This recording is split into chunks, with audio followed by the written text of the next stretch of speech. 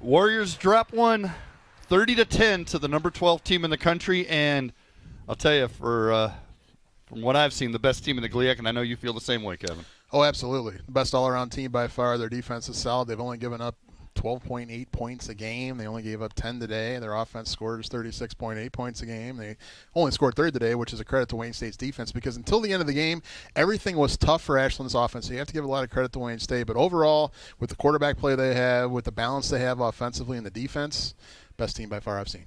Absolutely. And the Warriors, they were hanging with them. They actually had a lead for a second there and cut into it early in the second half. And then Ashland went on that drive that took the rest of the third quarter and the beginning of the fourth, and that just seemed to end the game. It might have been the best drive they've had all season. I haven't checked their entire scoring drives throughout the whole year, but they scored so quickly and they scored so many points.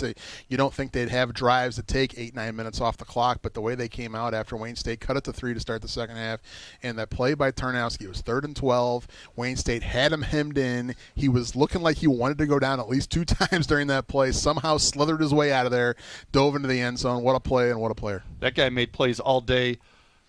Let's take a look at some of those highlights now. Yeah, I mean, he's a human highlight reel all by himself. And, going back to the first half when Wayne State's defense, I thought, really dominated the game. It came tough for Tarnowski. He had to dump off a lot of passes. There weren't a lot of things downfield, and Wayne State made him earn everything he had. Well, Vaughn caught that one. Vaughn caught 4 passes for 27 yards. That led to a 21-yard field goal, 3-0. They had the lead. Hey, the Warriors responded. They got it down after this fumble recovery by Myron Riley that got it deep into Ashland territory. They were able to put a drive together that finished with Stinson, Demetrius Stinson, who ended up with 9 carries for 21 yards. He also had this touchdown run, and this gave the Warriors the lead. They were up on one of the best teams in America. Yeah, 7-3 halfway through the second quarter. They had the lead, and you thought maybe they could take the lead in the locker room at 7-3, and who knows, get the ball to start the second half. But Ashland scored a couple times at the end of the first half, including this run here by Vaughn. Vaughn, 39 yards for the game, 21 carries, 157 yards. 7.5 yards a carry. The guy came in averaging 5.5, and he improved on it. Yeah, and again, he got bottled up in the first half, and here's the field goal right at the end of the half to give Ashland that 13-7 lead. But he had to earn it. In the second half, he was much better, but in the first half, it was tough sledding out there. That 41-yard field goal by Simic made it 13-7 at halftime, and the Warriors, well, the objective was to get a touchdown to open the half. They didn't do that, but they were able to get a field goal as Rajon Williams-Jackson caught that pass. That helped set up the field goal from Paul Graham, 44 yards, and it makes it 13-10. That's the Warriors' opening drive. Ashland got the ball. We're in the fourth quarter, but this is Ashland's opening drive of the half. Yeah, that's the play and of the it game. Finishes off with this incredible scramble on 3rd down.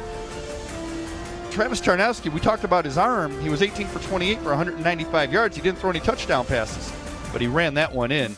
And then you add another field goal and one more touchdown from Andrew Vaughn. Yeah, this one was the capper right here to make it 30-10. And you go back to that play we saw just a few plays ago. Tarnowski, just the escapability there. Again, it wasn't 3rd and short. It was 3rd and long, 3rd and 12, and he got a touchdown out of it. You see those rushing yards, and Vaughn led the way, but, hey, Tarnowski was a part of it. Mikulski, Sims, they were a big part of that. The Warriors, 134 is nice. It's not going to get it. 108 yards passing is definitely not going to get it. Both teams turned the ball over, and both turned them into points.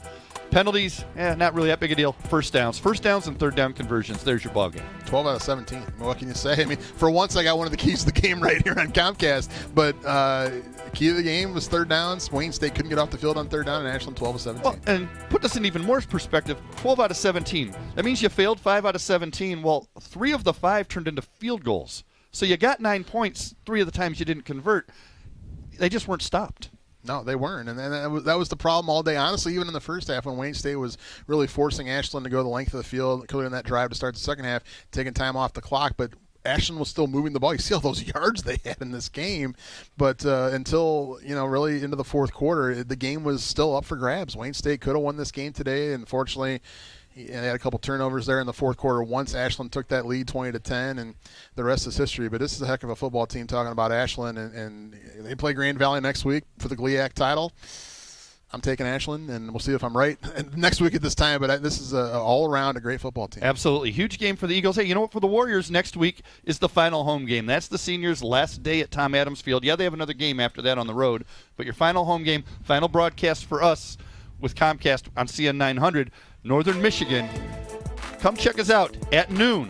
Warriors and the Wildcats, November the 4th. And we'll have all those replay dates for you as well. For Kevin Brechmacher, for Tony Ortiz, for our director Mike Johnson, for all of our hard-working crew here at CN 900, I'm Joe Abramson, reminding you once again the final score, Ashland 30, Wayne State 10. You've been watching Wayne State football on CN 900.